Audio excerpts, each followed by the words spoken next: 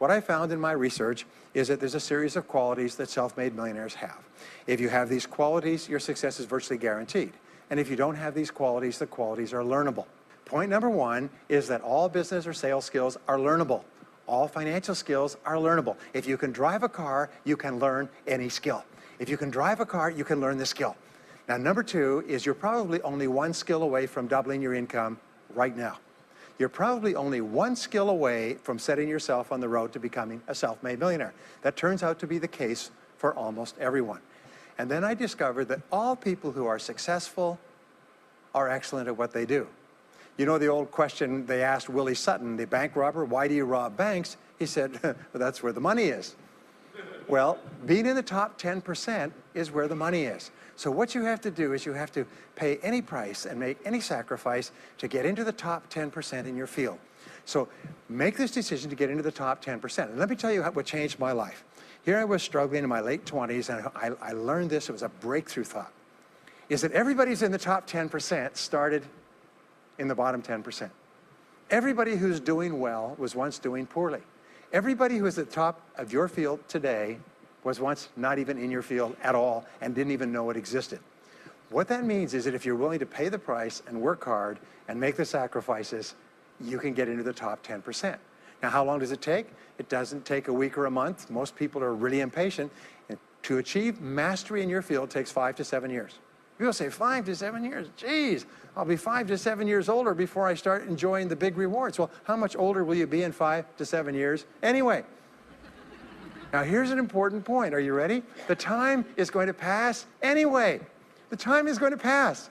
5 to 7 years from now, 5 to 7 years will have passed. The only question is, are you going to be at the top of your field, or you're still going to be down there with the mediocre 80%? And the wonderful thing is this is nobody's better than you, and nobody's smarter than you. If anybody else is at the top of their field, it means that you can be at the top of your field. Just go to them and find out how they got there, because they started at the bottom. Now, it may take longer for some people and less for others, but everybody who puts one foot in front of the other and keeps moving eventually gets there. Next is refuse to consider the possibility of failure.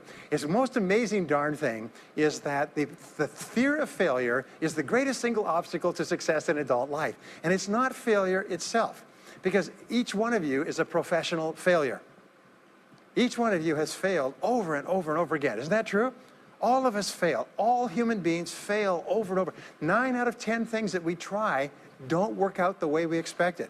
We have failures in relationships and in jobs and in careers and investments and everything. It's not the failure that holds you back. The failure makes you smarter. We say that it is the fear of failure, not failure, that holds you back. And the way that you overcome failure is you never consider the possibility of failure. The rule is this, is there's no such thing as failure, there's only feedback. Is when you try something that doesn't work, you get feedback, not failure. And recognize that most things you try aren't going to work the first few times. So what you do is you say, oh, that's an interesting bit of feedback. And you pick yourself up and you move forward and you have more feedback and you move forward. To become a self-made millionaire, you're going to fail over and over again, year after year after year. But your brain has a cybernetic mechanism, which means that every time you try something, you get feedback, which makes you smarter. And when you try something else, you get feedback, which makes you smarter. And eventually, you reach the point where you're too smart and you stop making mistakes. You start to do more and more things right and fewer things wrong. But you can't get there unless you have experienced the failures. Henry Ford once said that failure is merely an opportunity to more intelligently begin again. Now, let me pass on one great rule to you, which has been discovered in interviewing self-made millionaires. Self-made millionaires look into every failure for something good. They say there's got to be something good in this that I can benefit from, and surprise, surprise, they always find it. Second is self-made millionaires always seek the valuable lesson in every setback or obstacle or temporary failure, and they always find the lesson.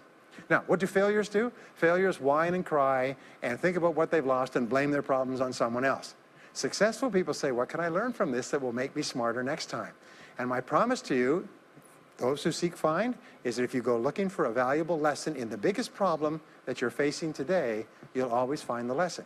Here's another possibility. Your biggest problem today could be the biggest gift that you have ever received, because it may contain within it the lesson that will make you successful.